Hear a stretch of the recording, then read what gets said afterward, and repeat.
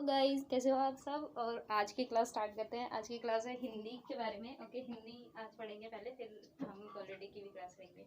तो आज हम पढ़ने वाले हैं हिंदी में संधि। क्या पढ़ने वाले हैं गाइस? स्टार्ट करने वाले हैं संधि। तो संधि किसे कहते हैं और कैसे करते हैं, ये सब आज हम पढ़ने वाले हैं। तो संधि की बात करें तो संधि मतलब होता है जब दो शब्दों को मिला दिया जाए, यानी हम क्या करते हैं, इसका अगर हम टुकड़े करें तो इसे बोलेंगे सम प्लस विधि। सम प्लस धी, सॉरी मेरे से गलती हो गई, सम प्लस धी। तो क्या बन जाता है, सम प्लस धी प्लस होकर संधि बनता है। और जिसका शाब्दिक अर्थ होता है मेल या जोड़। इसका मतलब क्या होता है, तो इसका मतलब होता है या तो मेल या जोड़, मतलब जोड़कर बनाए गए, मेल कर कर बनाए गए जो शब्द होते हैं उन्हें हम संधि कहते हैं। दो जो सबसे पास के वर्ड होते हैं उन दोनों को मिलाने से हमें कुछ नया ही मिल जाए, उसे हम संधि कह देते हैं। यानी हमें कुछ नई चीज प्राप्त हो जाए उसे हम संधि कह देते हैं। फॉर एग्जाम्पल, जैसे रजनी प्लस ईस, रजनी प्लस ईस, तो क्या बन जाएगा, रजनीश। ये क्या हो गई, तो ये संधि हो गई। यानी दो चीज मिल गई तो संधि हो गई। जैसे इति प्लस यादी, इति प्लस यादी, तो क्या बन गया, इत्यादि। ओके, तो ये भी क्या हो गई, संधि हो गई। तो इस तरह आज हम संधि को पढ़ने वाले हैं, संधि में क्या क्या होता है। ठीक है, तो संधि तो हो गई जब हम दो शब्दों को मिला देते हैं। लेकिन संधि विच्छेद क्या होता है, इसी का रिवर्स होता है संधि विच्छेद। संधि विच्छेद, तो संधि विच्छेद किसे कहते हैं, तो संधि विच्छेद कहते हैं जब हम दो चीजों को अलग कर दें। यानी एक शब्द जो मिला हुआ है उसे हम अलग अलग कर कर लिख दें तो हम उसे क्या बोल देते हैं, संधि विच्छेद। एग्जाम्पल के तौर पर देवालय लिखा है, देवालय, तो क्या बनेगा इसका, देव प्लस आल्य। तो ये क्या बन गया, देव प्लस आल्य, देवालय। क्या बन गया, देव प्लस आल्य, देवालय। संधि के भेद की बात करें तो तीन भेद होते हैं संधि के। संधि के भेद तीन प्रकार के होते हैं। संधि के भेद, संधि के भेद की बात करें तो ये तीन प्रकार की होती हैं। स्वर संधि, दूसरा व्यंजन संधि, व्यंजन संधि, तीसरा आपका विसर्ग संधि। ये तीन प्रकार की संधियां हमारे पाई जाती है, स्वर संधि, व्यंजन संधि एंड विसर्ग संधि। तो आज जो हम पढ़ने वाले हैं वो हम स्वर्ग संधि के बारे में पढ़ने वाले हैं। तो हेडिंग डालते हैं स्वर संधि। तो स्वर संधि के भी भेद होते हैं। कितने भेद, तो 5 भेद होते हैं स्वर संधि के। पहला दीर्घ स्वर संधि, कौन सा होता है, दीर्घ स्वर संधि। ये किसका भेद है, तो स्वर संधि का पहला भेद है। दूसरा गुण स्वर संधि, दूसरा कौन सा होता है, गुण स्वर संधि। तीसरे भेद की बात, इसकी भेद की बात करें तो वृद्धि स्वर संधि, वृद्धि स्वर संधि। ये भी किसके, स्वर संधि का ही भाग होता है। चौथा हम बात करें तो यण स्वर संधि, यण स्वर संधि। पांचवी की बात करें तो अयादि स्वर संधि। ये 5 प्रकार की स्वर संधियां होती हैं। ये 5 प्रकार की स्वर संधियां होती हैं। तो आज हम जो पढ़ेंगे वो है किसके बारे में, तो दीर्घ स्वर संधि के बारे में पढ़ेंगे। किसके बारे में पढ़ेंगे, दीर्घ स्वर संधि, दीर्घ स्वर संधि। हेडिंग डाल दो, दीर्घ स्वर संधि। अच्छा, ये ना हेल्प सबको करेगी और हिंदी मतलब जहाँ जहाँ आती है वहाँ सब जगह ये हेल्प करने वाली है ये वीडियो। तो दीर्घ स्वर संधि में जब दीर्घ वर्ड दो मिलते हैं और नया वर्ड बनाते हैं उसे दीर्घ स्वर संधि कहते हैं। जैसे आ और अ जुड़ जाए, किसके साथ जुड़ जाए, ये अ और अ, या तो आ का आ के साथ मिलन हो जाए, या फिर बड़े आ का बड़े आ के साथ मिलन हो जाए, या छोटे आ का बड़े आ के साथ मिलन हो जाए, बनना बड़ा आई है। कैसे, तो एग्जाम्पल के थ्रू देखते हैं, समझ में आ जाएगा। जैसे मत प्लस अनुसार, मत प्लस अनुसार क्या बन जाएगा, तो देखो मत में अ निकल रहा है लास्ट में, क्योंकि त हलंत के साथ अ जुड़ता है तभी जाकर वो ता बनता है। तो अ जुड़ रहा है और यहाँ भी अ, और दोनों अ मिलकर बड़ा अ बनाएंगे। तो ये मत प्लस अनुसार क्या बन जाएगा, मता अनुसार।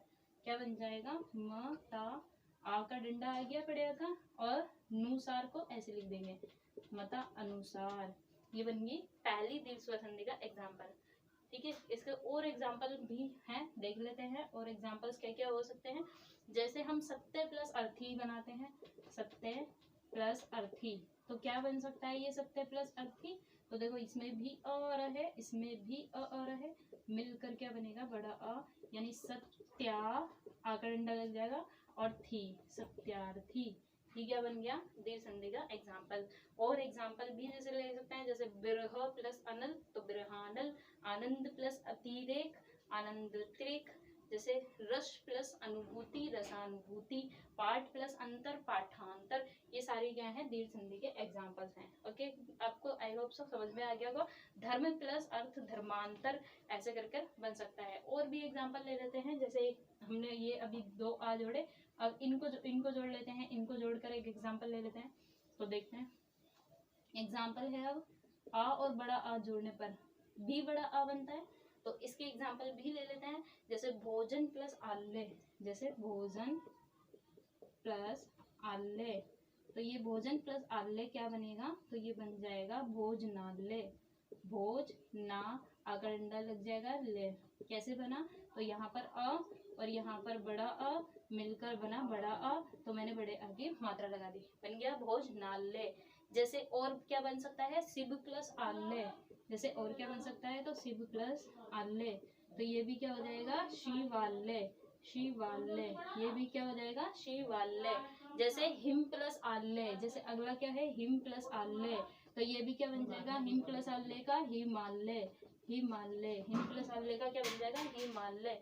जैसे सौभाग्य प्लस सौभाग्य, सौभाग्य सौभाग्य प्लस अंक्षिण, सौभाग्य प्लस अंक छिणी, सौभाग्य प्लस अंक छिणी, तो ये क्या बनेगा, ये क्या बनेगा, तो यहाँ पर भी अ आ रहा है, वहाँ बड़ा आ रहा है, मिलकर क्या बन रहा है बड़ा अ, तो सौभाग्य सौभाग्य कांक्षिणी।